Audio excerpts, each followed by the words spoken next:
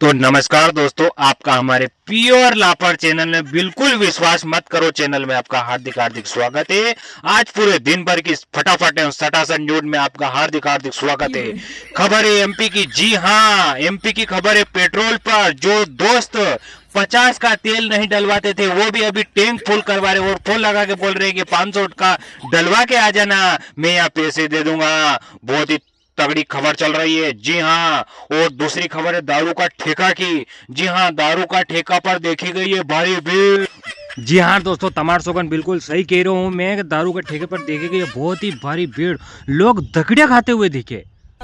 लाल और सफेद की शीशी की मांग ज्यादा। एक मिनट हो दोस्तों, एक मिनट हो, एक मिनट हो, चने को रुकना हो। हाँ हाँ, हेलो। अरे मैती आवे तो एक सफेद की ने एक लाल की लिया जे रे, मारो नाम ले दीजिए, दे देगा। वाह यार, मैं भी इसी सुराग में तो यार, मजा आई गया। और हाँ सुन, उधर से वो चने भी लेके आना, वो भुंगड़े आते हैं नहीं। हाँ, 10 रुपए की ले आना यार।